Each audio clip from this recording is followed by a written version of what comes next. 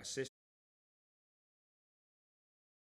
What's your opinion about the kind of tough start Lyon has had in the French league? And do you think that gives you more of a chance or better chances? And the second question, I'll ask the second question just after. Okay. I think first and foremost, when a new manager comes into a team, it takes time to build a system, a way of playing. It takes time for the players and the manager to get used to each other.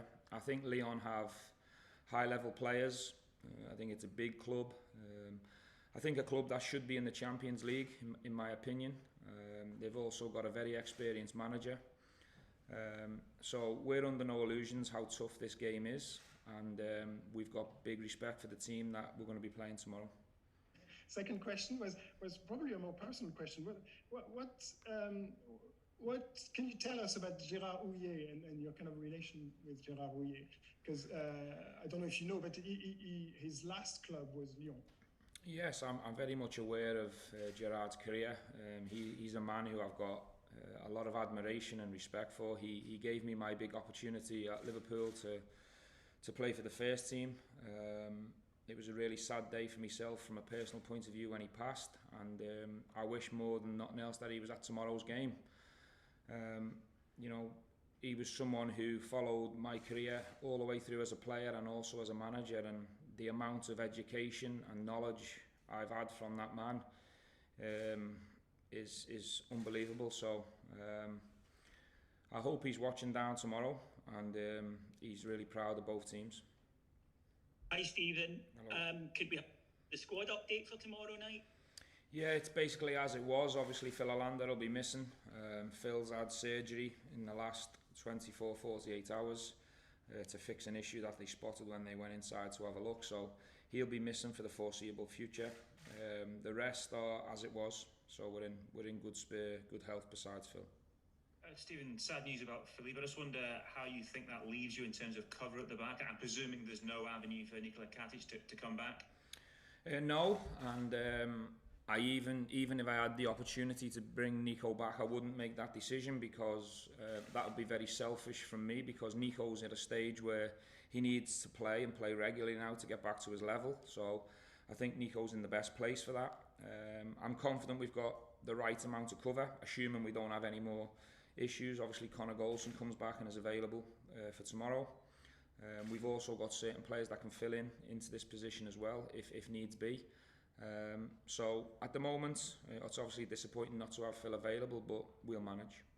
Can I just double check quickly, Stephen, on Yanis Hadji? What's the update there? Well, we're having conversations at the moment to try and get him back as soon as possible. I think after the news of the Scottish Government have made in the last 24 hours to allow players in who have been in red countries, we're trying to get Yanis back as soon as possible. So there's conversations going as we speak, but obviously out of my control. So unfortunately I haven't got a day or an exact time he'll be here, but from my point of view I need him back as quick as possible. I just asked you as well about Alan McGregor. He's not played since about, I think, the 22nd of August. He obviously played the 3 European matches last month. Will we see him back tomorrow? He's available for selection, and we looked after him at the weekend because he had a couple of injury concerns that weren't major, but it wasn't worth taking the risk either, because we obviously had Big John available. So it was more a case of looking after Alan and respecting his body at the weekend. But yeah, he's available and he's fit and good to go tomorrow. And the reason he hasn't played for that long is obviously we've had 2 weeks international break in between. But he has trained really hard in between. He only missed 1 session with the niggle. Hi Stephen, if I can count, tomorrow will be your 50th European game in charge of Rangers. How would you rate your European journey with Rangers so far, and do the nights get more and more special?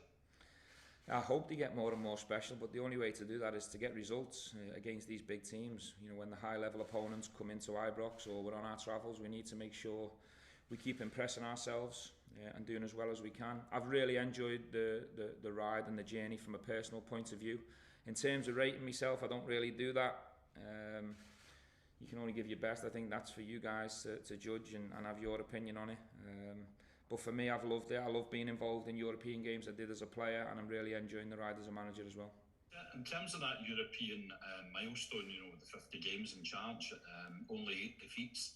It obviously does provide you with different challenges in terms of scouting the teams, the level of them. Have you and the management team enjoyed that, but also do you feel it has been beneficial to the management team when it comes to the domestic game? I think 100%.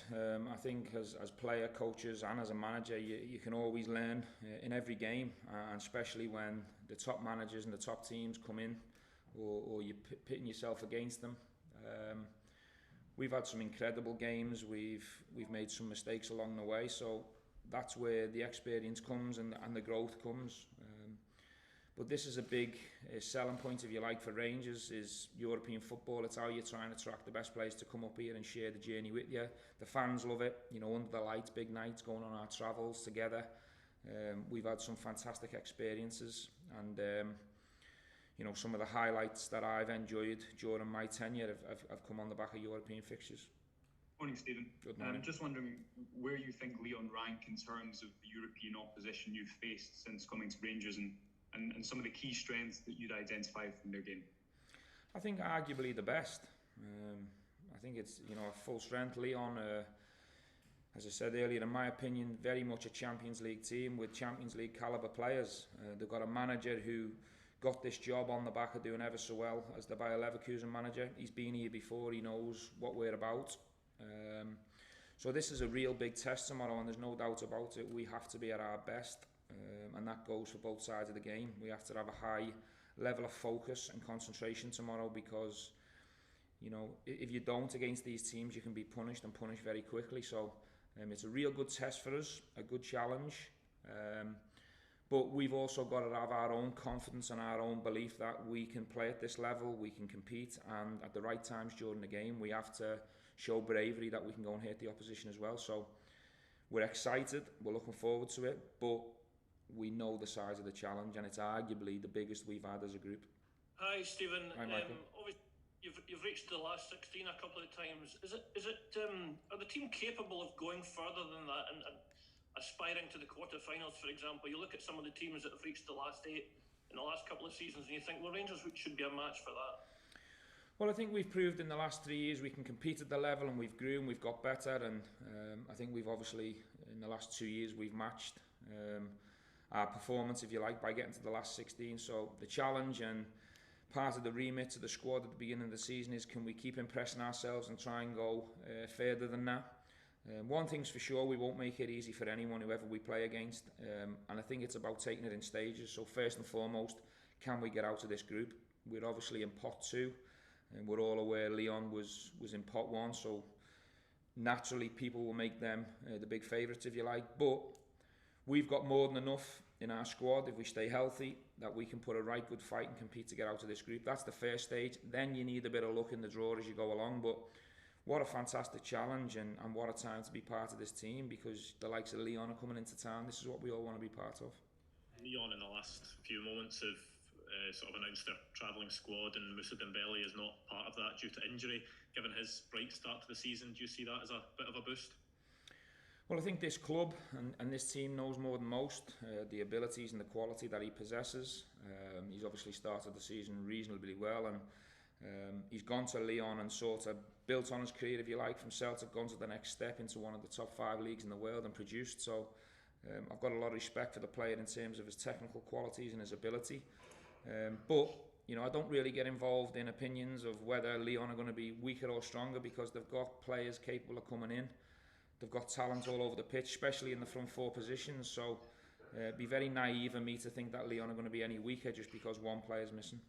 Phil Hollander also had a lengthy period out early on in his Rangers career. One, how is he from a mental point of view after the injury? And two, do you have a time scale on when he'll be back? I've not yet spoke to Phil post-surgery because it happened in the last 24 hours, and I'm told he's still probably trying to get himself together after the surgery, if you like. But I will be speaking to him in the near future to see on his mental state, and also an update on what the surgeon said to Phil from a one-to-one point of view. He's a big player for us. He's always been consistent and helped us since he's come in the door. So he will be a miss and a loss.